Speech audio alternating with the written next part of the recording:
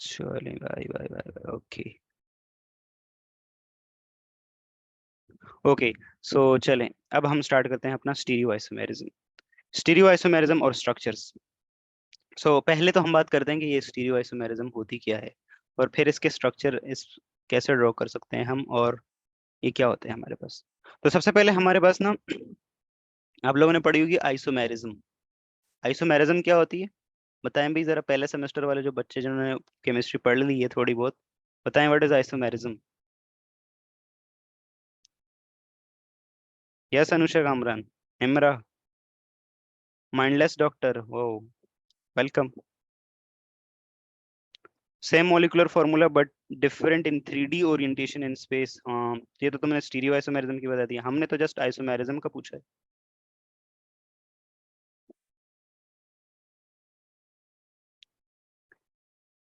Okay, हमारे पास isomerism क्या है? एक ऐसा फिनोमेना है, जैसे फॉर एग्जांपल मैं आप लोगों के सामने दो कंपाउंड्स ड्रॉ कर रहा हूँ, CH3, OCH3।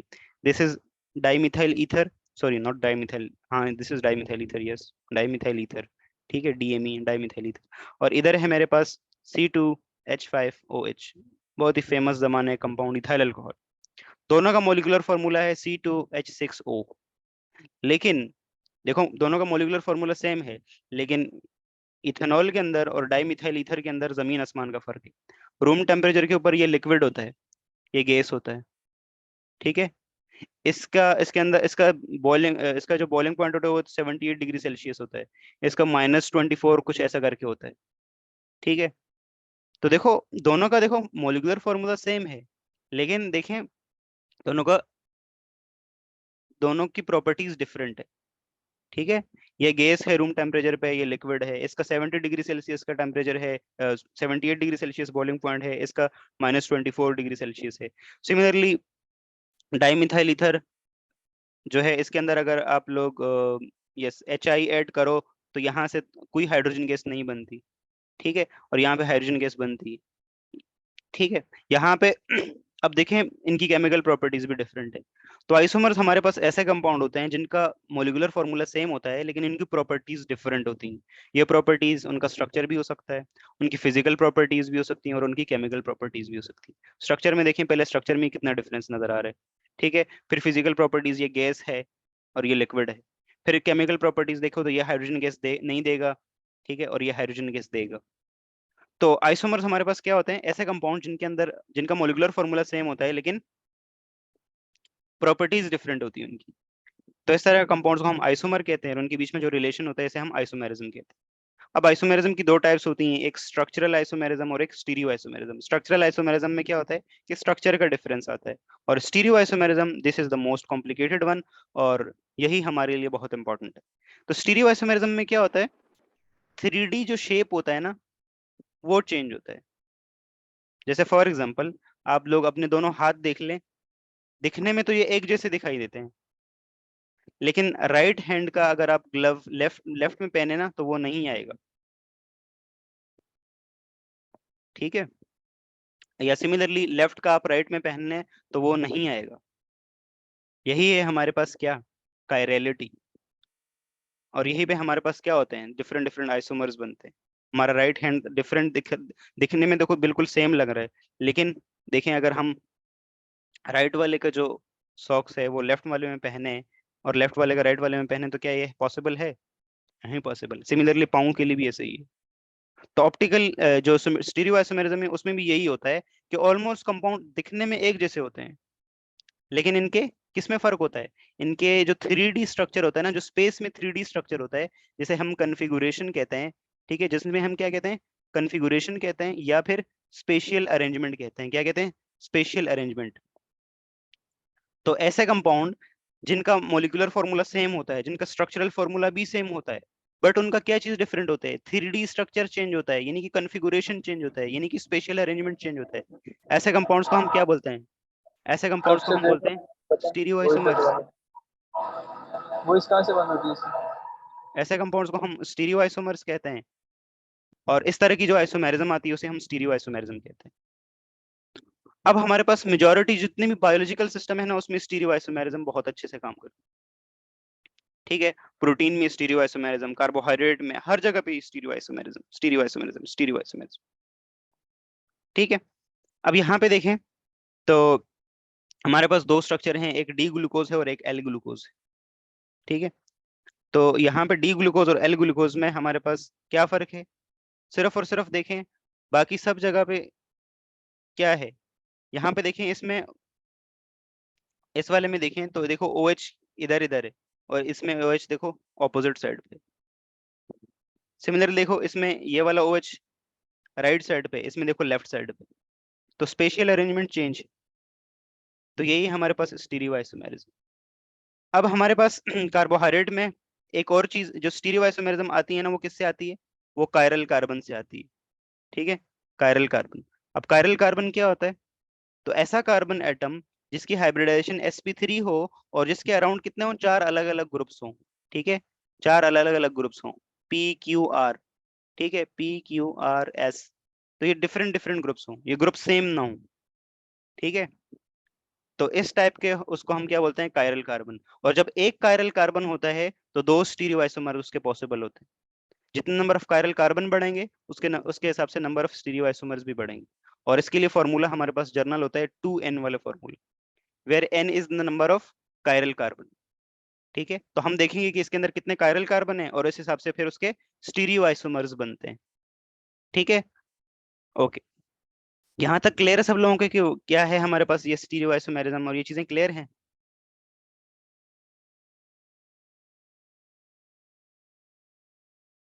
यहाँ तक क्लियर है।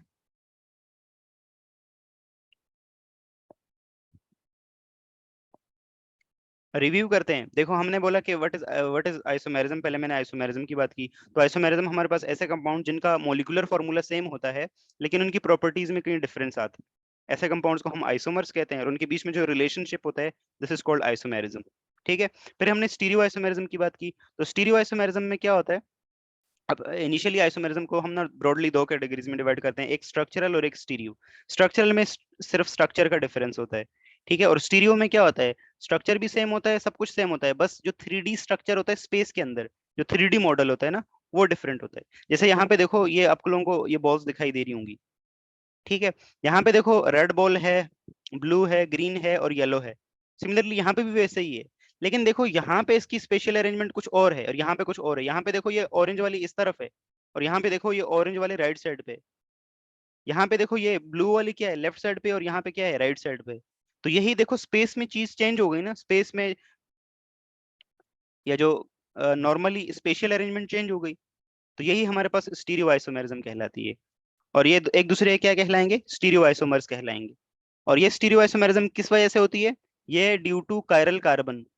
ठीक है, कायरल कार्बन, कायरल कार्बन क्या होता है, या एसिमेट्रिक कार्बन भी हम कहते हैं इसे, एसिमेट्रिक कार्बन एटम।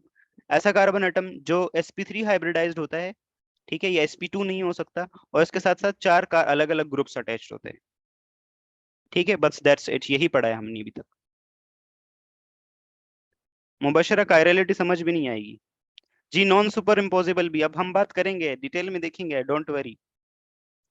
ओके, यहाँ तक क्लियर है ना सब लोगों को।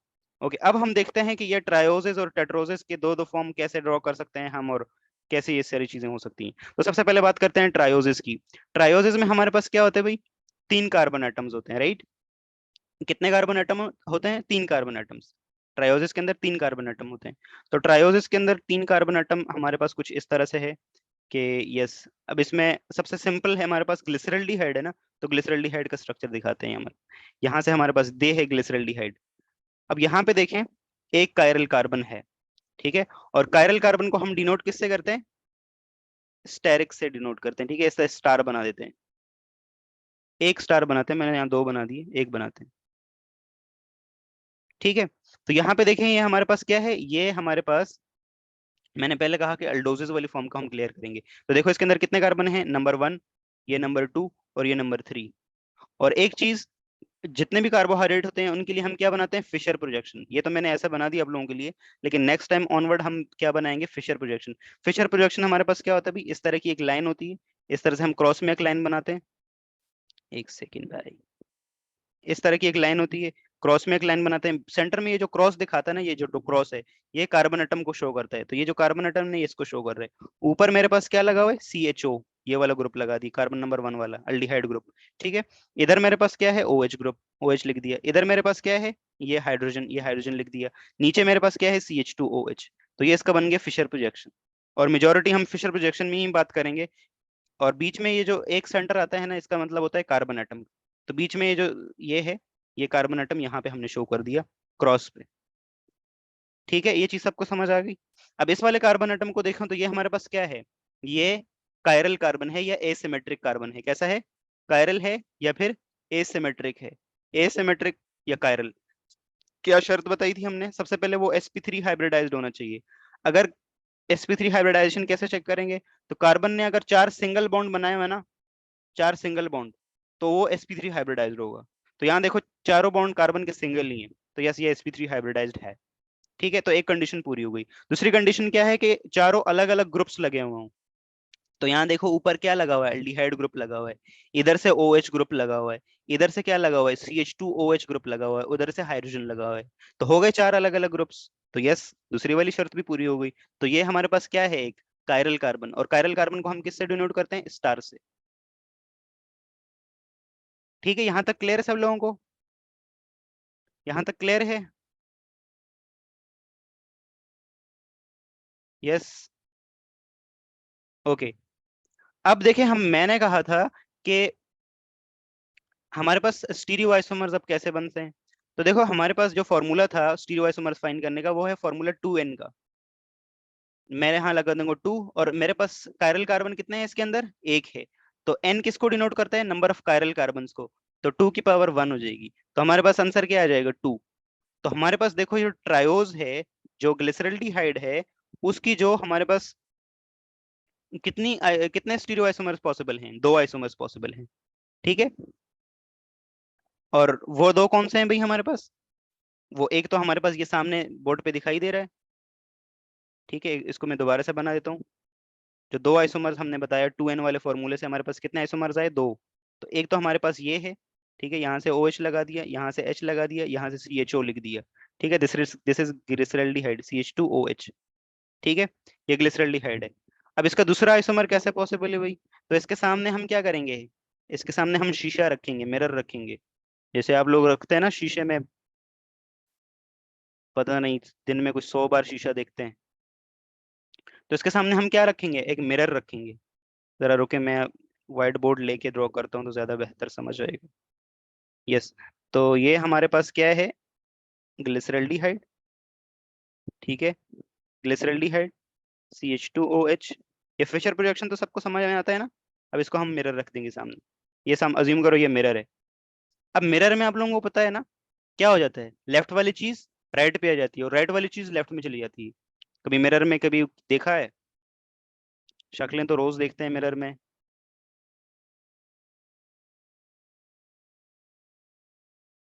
ठीक है, तो अब क्या होगा, ऊपर वाली चीज ऊपर ही रहेगी, टांगे तो ऊपर नीचे नहीं हो जाती ना मिरर में, बस लेफ्ट राइट चेंज हो जाता है। ये इधर क्या है, लेफ्ट में है, तो ये इधर क्या हो जाएगा, राइट में आ जाएगा। और ये हमारे पास इधर आ जाएगा। ठीक है, तो इस तरह से हमारे पास ये 2 आइसोमर्स बन गए ग्लिसरल्डिहाइड के।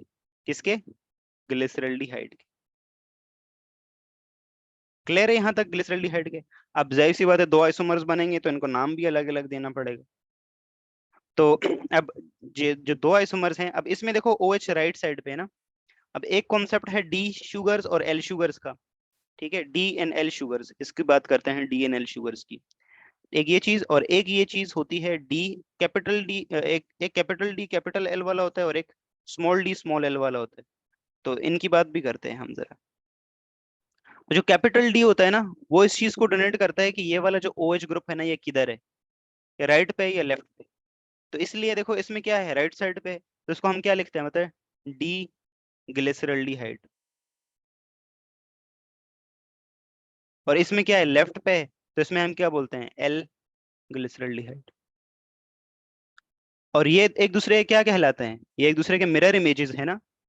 तो इस तरह के जो कंपाउंड्स होते हैं, इस तरह के जो आइसोमर्स, इस तरह के जो स्टीरियो आइसोमर्स, जो एक दूसरे के परफेक्ट मिरर इमेज होते हैं, और ये कैसी mirror image, non super imposable.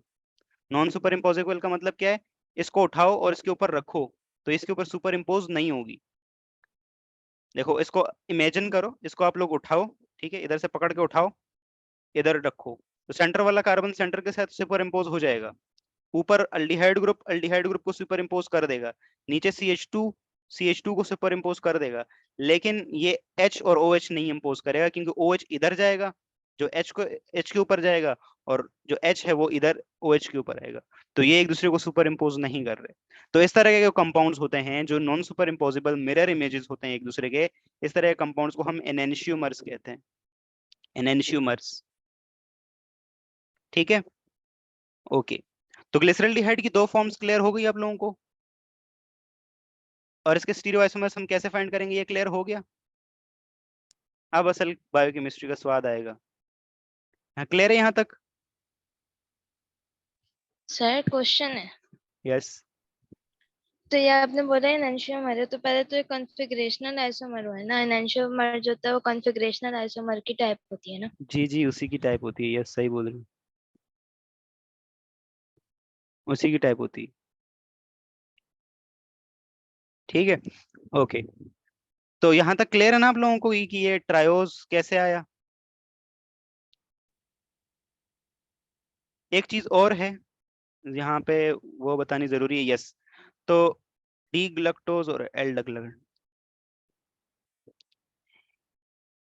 एक चीज हम कैपिटल डी स्मॉल एल लिखते हैं, और एक कैपिटल डी और कैपिटल एल। कार्बोहाइड्रेट में कैपिटल डी और कैपिटल एल इस चीज को डोनेट करता है कि उनका ना ये लास्ट वाला OH किधर है, राइट पे है या लेफ्ट पे है। अभी ग्लिसरल्डिहाइड में एक ही OH था, तो उसमें हमने देख लिया कि जब राइट पे था तो डी और लेफ्ट पे था तो एल। सिमिलरली अब कार्बोहाइड्रेट में जो डी और एल कन्फिगुरेशन है ना, उसको कैसे बताया जाए। तो कोई सा भी कार्बोहाइड्रेट है, चाहे 3 कार्बन वाला है, 4 वाला है, 5 वाला है, 6 वाला है, आपने क्या करना है, ये जो ग्रुप है फंक्शनल ग्रुप, ठीक है, अल्डिहाइड फंक्शनल ग्रुप, या इसमें किसी और में कीटोन भी हो सकता है, तो उससे आप लोगों ने देखना है कि सबसे दूर वाला जो कायरल कार्बन है वो कौन सा है। ठीक है, तो सबसे दूर वाला कायरल कार्बन ये है।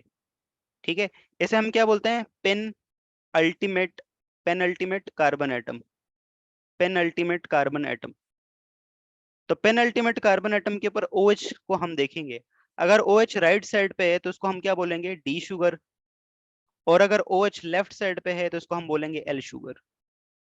ठीक है, डी कहाँ से आया भाई, डी डेक्स्ट्रो, और डेक्स्ट्रो का मतलब क्या होता है, राइट, और एल लीवो। ठीक है, लीवो का मतलब होता है लेफ्ट। तो इधर देखो ये लेफ्ट में है और ये राइट में है। तो यहाँ तक डी एल वाली कॉन्सेप्ट क्लियर है कि डी क्या है, एल क्या है। ठीक है, हमें कहाँ देखना है, पेनल्टीमेट कार्बन एटम को।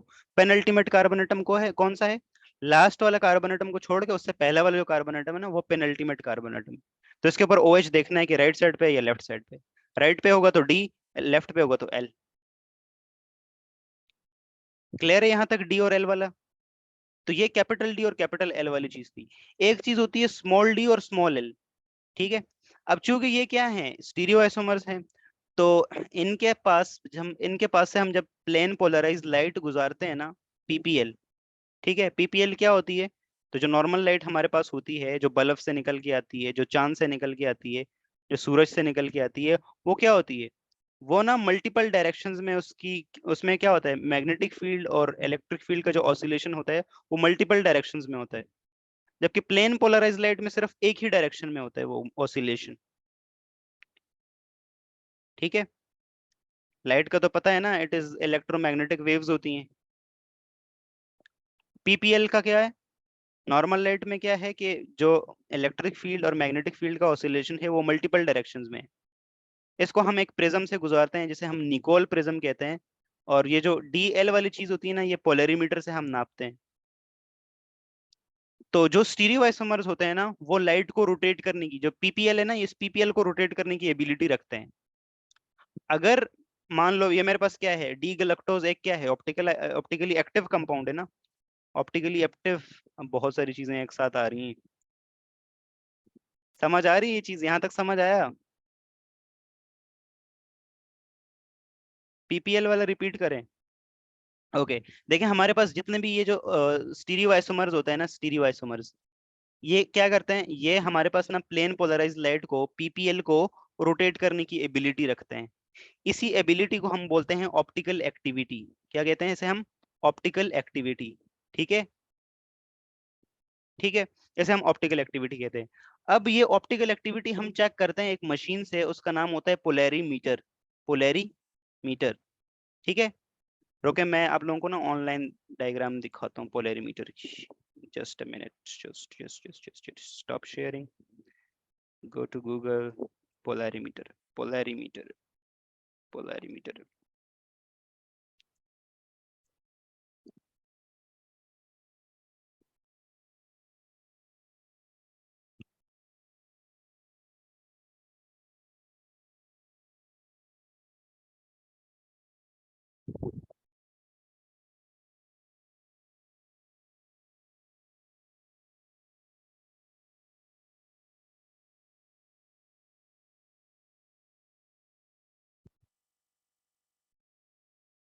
यस, यहाँ पे नजर आ रहा है सब लोगों को? ये है पोलैरीमीटर।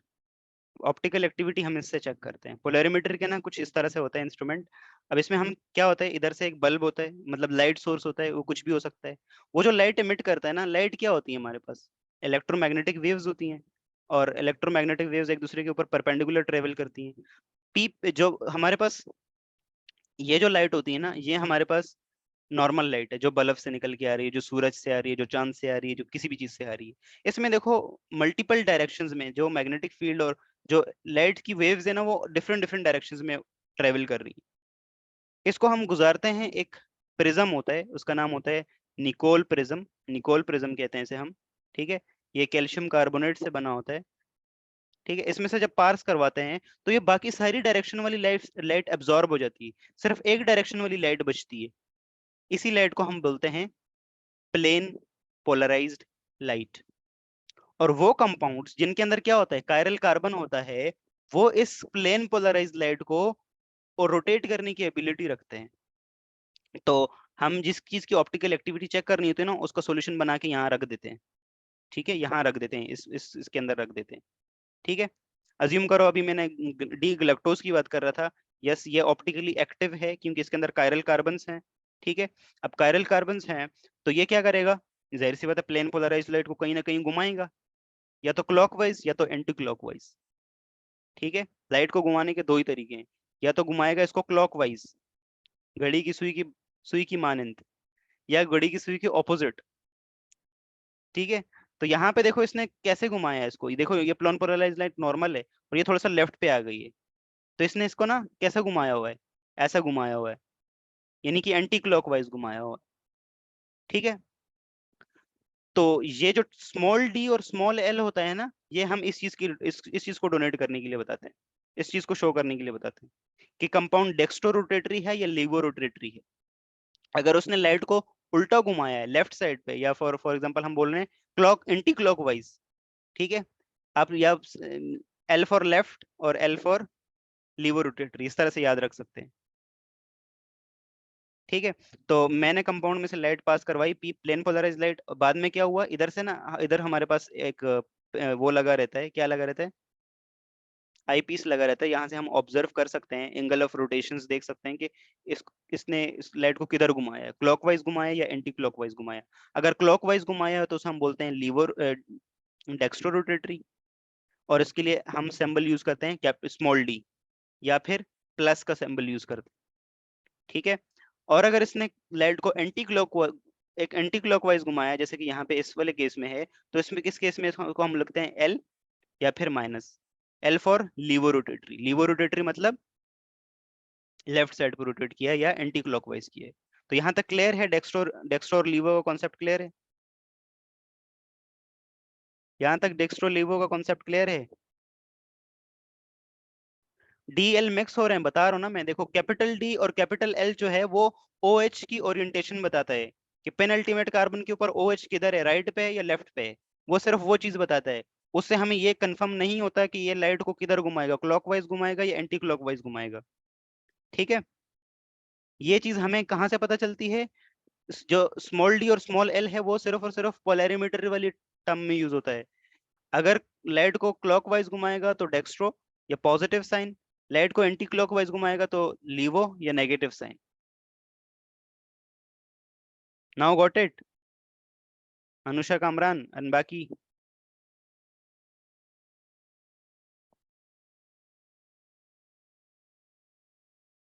अभी तक नहीं हुआ, सब नहीं क्लियर हुआ? फिर ऐसा करें ना, सर पे हथौड़ा मारें आप, क्लियर हो जाएगा एक बार।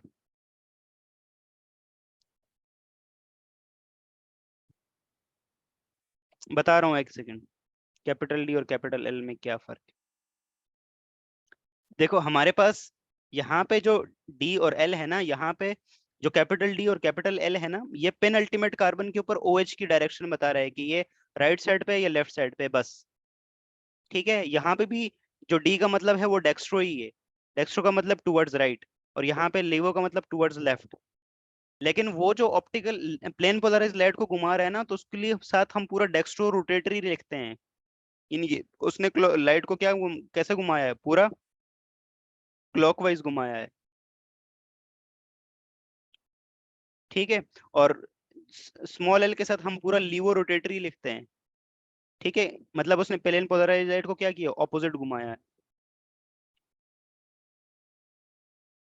एंटी क्लॉकवाइज घुमाया है। अब क्लियर है? देखो हाई लेवल केमिस्ट्री आई तो सब लोग आहिस्ता आहिस्ता भाग रहे हैं। ऐसा ही होता है, ऐसा ही होता है। क्लियर है यहाँ तक?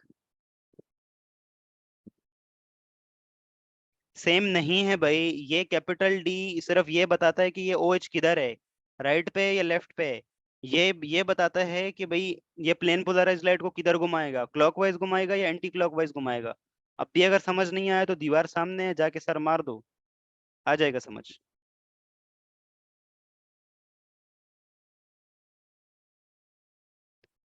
आगे समझ? बाकी निम्रा, बाकी लोग, जो कैपिटल डी और कैपिटल एल है वो सिर्फ और सिर्फ नहीं आया।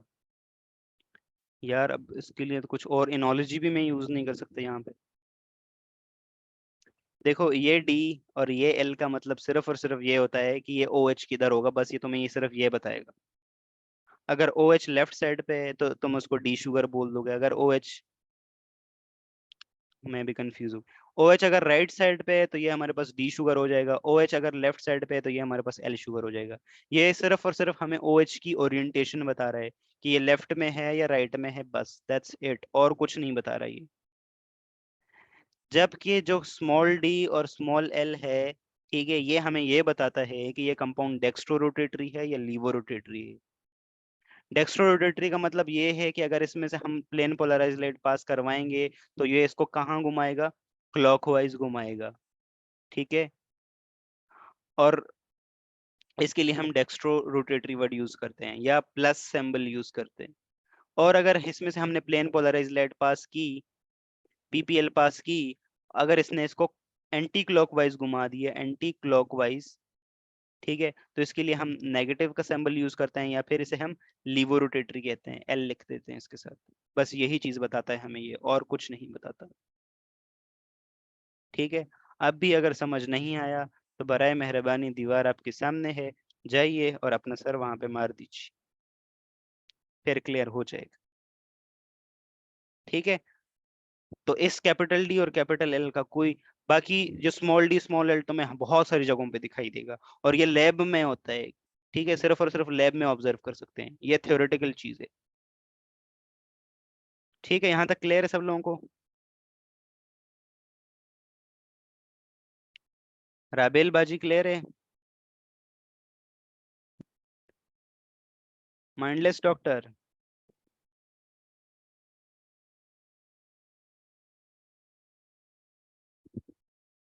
बख्त नवाज? माइंडलेस बख्त नवाज है? ओके, चलें ठीक है, तो यहाँ तक तो चलें, होप्स तो सब लोगों को समझ आ गया ये चीज। अब हमने ना ग्लिसरॉल्डिहाइड के दो शुगर, दो चीजें देखी थी, दो स्टीरियोआइसोमर्स देखे थे। अब ट्रायोसिस की बात तो हो गई, अब जरा आइए टेट्रोसिस के ऊपर। टेट्रोसिस के ऊपर, अच्छा एक चीज और यहाँ पे देखें। यस, यहाँ पे अगर देखें हम 6 मिनट रह गए भाई मीटिंग एंड अप होने में, जल्दी से हम कवर अप करते हैं, आज का टॉपिक सम अप करते हैं। तो यहाँ पे देखें हमारे पास ये सब लोगों को नजर आ रहा है। यहाँ देखें OH की ओरिएंटेशन किधर है, राइट पे, तो ये कैसी शुगर है, डी। इधर OH की ओरिएंटेशन किधर है, लेफ्ट, तो ये कैसी शुगर है, एल। और ये एक दूसरे के एनेंशियोमर्स हैं, मिरर इमेज है ना, देखो मेरे बीच में मिरर है। और देखो इधर इसके जो OH लेफ्ट में है, इसके देखो राइट में है। ठीक है, तो ये एक दूसरे के परफेक्ट मिरर इमेज है, नॉन सुपर इम्पोजिबल। तो ये हमारे पास क्या है, एनेंशियोमर्स। ठीक है, अब जरा यस यस यस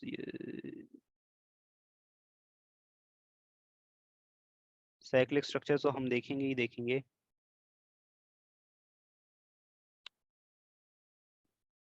अरे भाई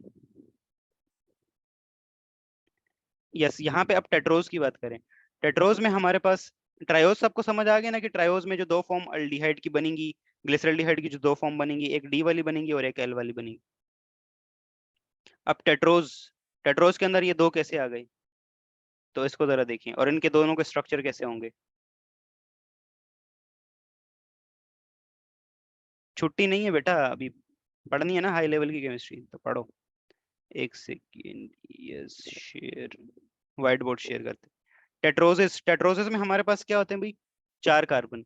तो हम हमारे पास, अच्छा इसके लिए ना एक सिंपल चीज भी है कि हम ना ग्लिसरल्डिहाइड से स्टार्ट करें और आहिस्ता आहिस्ता कॉम्प्लेक्सिटी एराइज हो और हम 6 कार्बन तक पहुंच जाएं। तो इसके लिए एक ट्रिक भी है कि भाई ये हमारे पास क्या है, डी ग्लिसरल्डिहाइड। ठीक है, डी ग्लिसरल्डिहाइड। डी ग्लिसरल्डिहाइड का दूसरा आइसोमर, दूसरी जो आइसोमर क्या होगा, इसके अंदर कायरल कार्बन कितना है, एक है। तो इसके जो पॉसिबल आइसोमर बनेगा, जो स्टीरियो आइसोमर बनेगा, वो ये बनेगा। ठीक है, इधर OH कर दिया और इधर H कर दिया और इधर CH2OH। ठीक है, यही पॉसिबिलिटी है, इसके दो बन गए। अब इसका तुम फर्दर जो है ना 4 पे जाओगे, 4 वाले जो टेट्रोजिस होंगे, तो टेट्रोजिस के अंदर हमारे पास क्या हो जाएगा, ये है हमारे पास टेट्रोज, CHO। ठीक है, यहाँ से OH, यहाँ से H, यहाँ से OH, यहाँ से H और यहाँ से CH2OH। एक टेट्रोज ये होता है और एक टेट्रोज कुछ ऐसा होता है।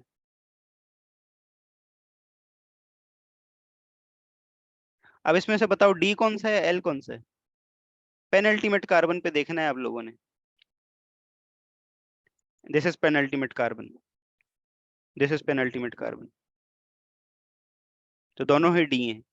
इसे हम बोलते हैं डी एरेथ्रोज, डी एरेथ्रोज। और इसे हम बोलते हैं डी थ्रियोज, डी थ्रियोज। ठीक है, अब ये कैसे पॉसिबल है। अच्छा एक चीज और है कि देखो इसके अंदर कायरल कार्बन कितने हैं, इसके अंदर 2 कायरल कार्बन है, एक ये और एक ये। और 2n वाला फॉर्मूला लगाओ तो हमारे पास कितने नंबर ऑफ स्टीरियो आइसोमर्स आएंगे इसके, कायरल कार्बन कितने हैं, 2। 2 × 2 तो कितने आइसोमर बनेंगे, 4 आइसोमर बनेंगे। दो तो ये खुद हो गए, एक ये डी थ्रियोज और एक ये डी एरेथ्रोज।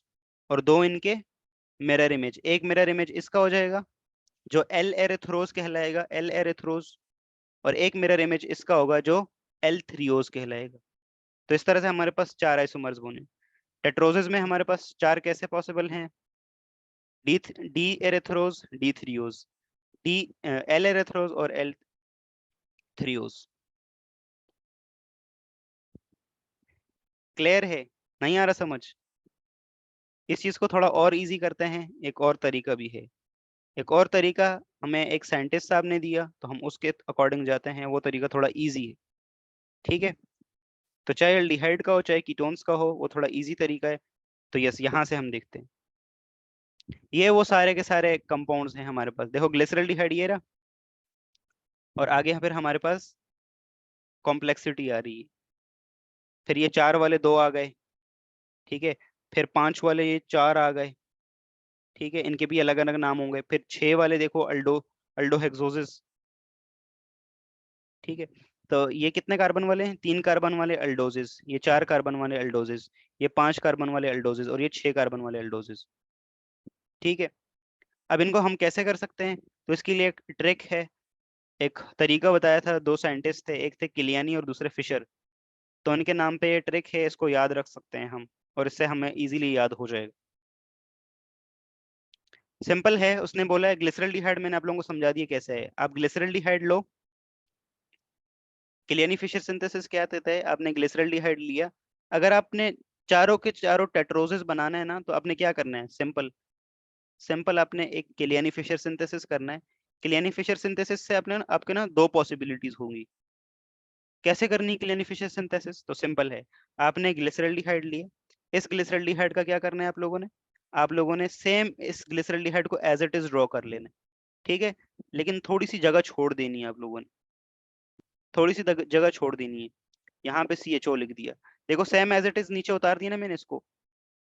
अब बीच में क्या होगा, हर बार जब किलियनी फिशर सिंथेसिस होगा तो इसमें ना एक चीज ऐड होगी, एक कार्बन ऐड होगा, और ये वाला यूनिट ऐड होगा, ये वाली चीज ऐड होगी इसके अंदर, जब जब किलियनी फिशर सिंथेसिस करोगे। एक बार क्या होगा कि आप लोगों ने H और OH को ऐसे ऐड करना है, देखें, एक बार ऐसे ऐड करना है कि तुम्हारे पास सिर्फ OH राइट साइड पे आए, और एक बार ऐसे ऐड करना है कि OH लेफ्ट साइड पे आए। तो दोबारा से कर लेते हैं हम, यहाँ से OH, यहाँ से H, यहाँ से CH2OH, ठीक है, और यहाँ से इधर हमने राइट पे रखा था, इधर हम लेफ्ट पे रख देते हैं। तो ये इसके देखो आइसोमर बन गए, दो दो टेट्रोज बन गए हमारे पास। और इनफैक्ट यहाँ पे भी देखें तो इसका किलियनी फिशर सिंथेसिस किया है इसने, तो देखो पहले इस OH को राइट साइड पे रखा और इसमें लेफ्ट साइड